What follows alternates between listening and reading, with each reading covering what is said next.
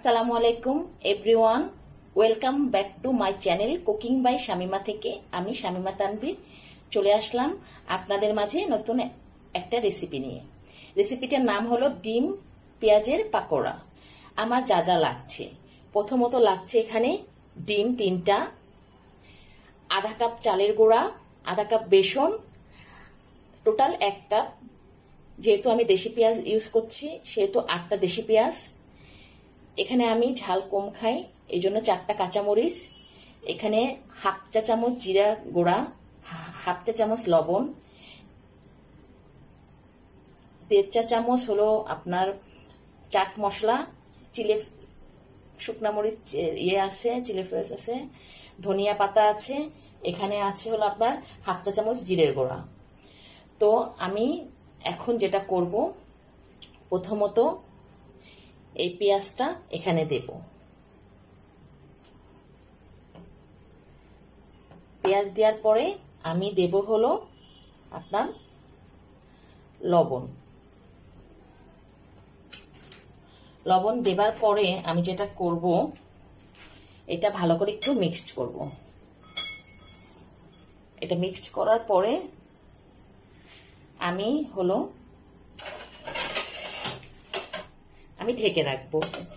ঢেকে রাখবো হলো আপনার 10 মিনিটের জন্য।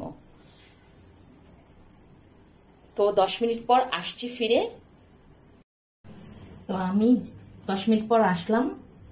আসার পরে আমি যেটা করব সেটা হলো মাঝখান থেকে নাইফ দিয়ে ডিমটা কেটে নেব। 2 টুকরা করব। আমি 3টা ডিমটাকে কাটবো।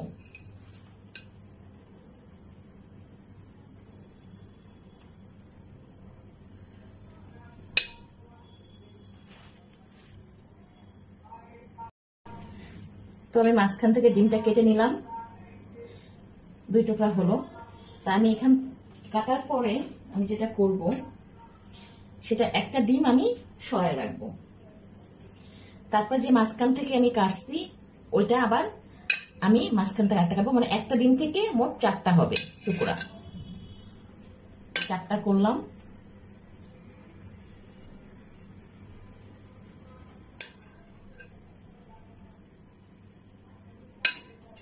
তো এই হলো আমার 4টা টুকরা হলো। এখন আমি যেটা করেছি সেটা হলো আপনার পেঁয়াজটা যে আমি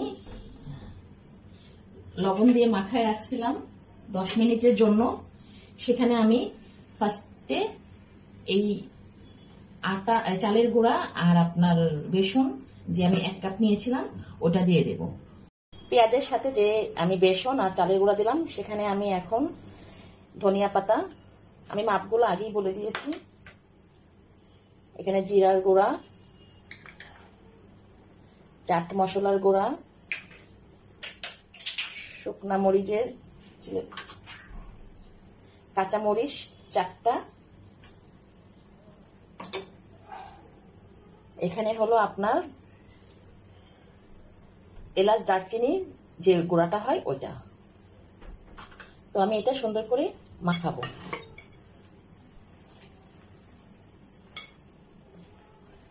সুন্দর করে, আপনার পানি লাগবে না, আমি সুন্দর করে মাখাবো।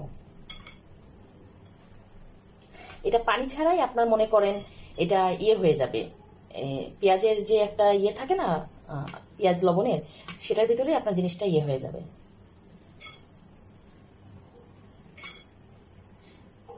আমি যদি কোনো কিছু বলতে আপনার মানে ভুলে যাই, আমার ডেসক্রিপশন বক্সটা চেক করবেন, ওখানে আমি সব উপকরণ লিখে দেব।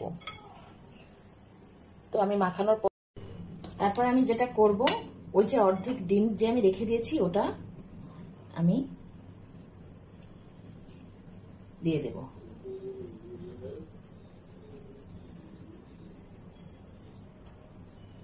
দিয়ে দেওয়ার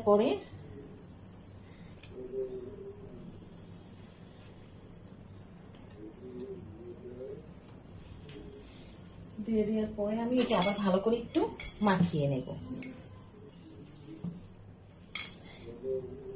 অর্ধেক ডিমটা আপনারা মানে লাস্টে দেওয়ার চেষ্টা করবেন, তাহলে আপনার যে জিনিসটা হবে সেটা হলো যে আপনার এটা যখন আমি করব তখন উপরে থাকবে আপনার খেতেও মজা লাগবে।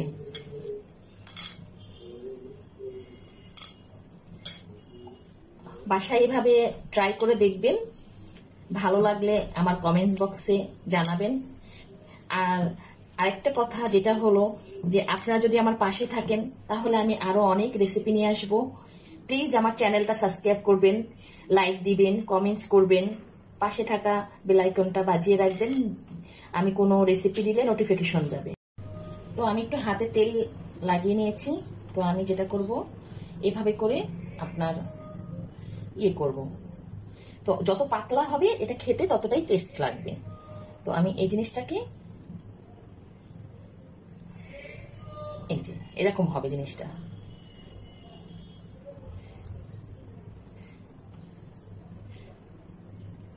এবার এরকম হবে। আপনারা একটু মানে করে দিবেন। আপনারা দেখবেন, খেয়াল রাখবেন যে পুরটা বেশি হয়ে গেলে কিন্তু টেস্টটা অত ভালো আসবে না। পুরটা অনেক বেশি হয়ে গেলে আপনারা এই যে এইভাবে করে, আমি আরেকটা দেখাই দিচ্ছি। এটা যত পাতলা হবে ততই আপনার খেতে ভালো লাগবে।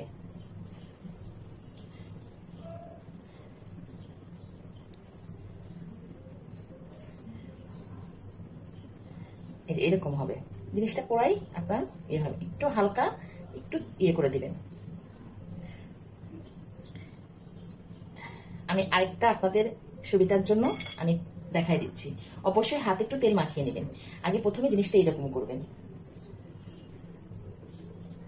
এরকম করার পর আপনি একটা ডিমে দেবেন। আমি চেষ্টা করতেছি যতটা মানে দেওয়া দরকার ঠিক ততটাই দেব, বেশি দিলে আসলে ভালো লাগবে না।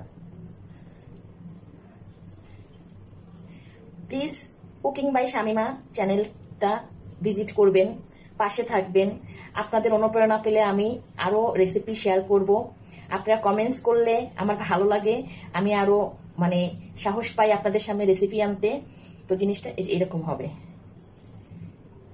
আর আমার এটার উপকরণ সব দেয়া থাকবে ডেসক্রিপশন বক্সে। আপনারা সবাই ডেসক্রিপশন বক্সটা চেক করবেন, যতটা কম নেওয়া যায়। বাসায় এটা করে খেয়ে দেখবেন, ইনশাআল্লাহ অনেক ভালো লাগবে।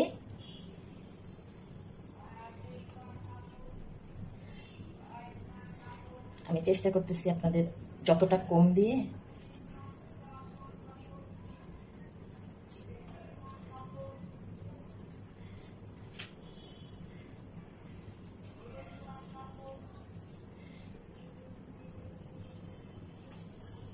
জিনিসটা হাত দিয়ে এরকম করে দিবেন।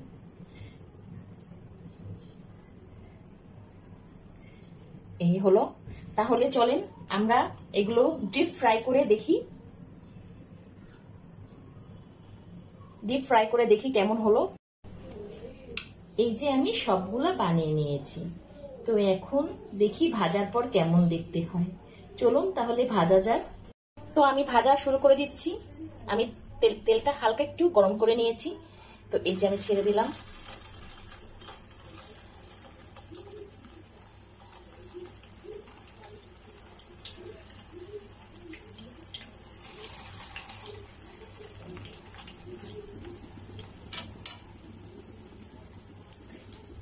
সবসময় চেষ্টা করবেন যেন জিনিসটা আপনার মিডিয়াম যে জালটা থাকবে ওই জালে ভাজা, তাহলে ভিতরে সুন্দর মতো হবে।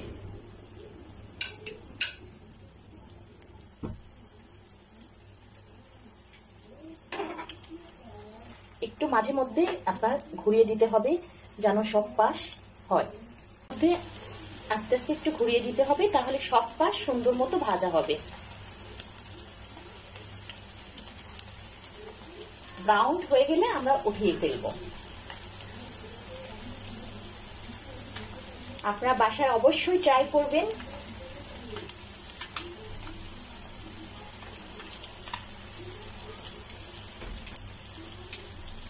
সবাই আমার কমেন্ট বক্সে জানাবেন কেমন লাগলো। অবশ্যই আমার চ্যানেলটা একটু ঘুরে দেখে আসবেন। আপনার পাশে থাকলে আমি আরো রেসিপি শেয়ার করব, আমার ভালো লাগবে। প্লিজ আমার চ্যানেলটা সাবস্ক্রাইব করবেন, লাইক কমেন্টস করবেন।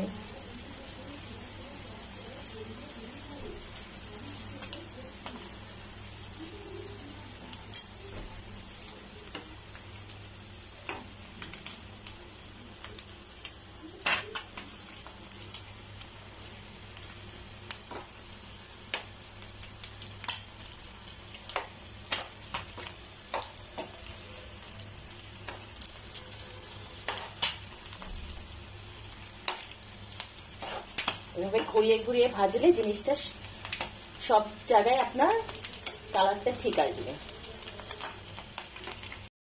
তো ভাজা হয়ে গিয়েছে, আমি এখন এগুলো উঠিয়ে ফেলবো।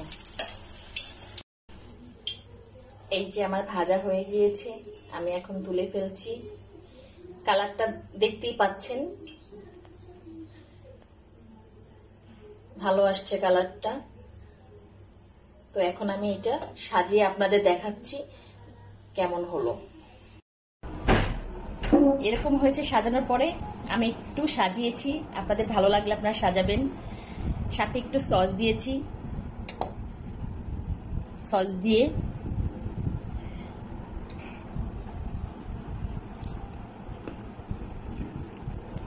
অসম্ভব ভালো লাগছে।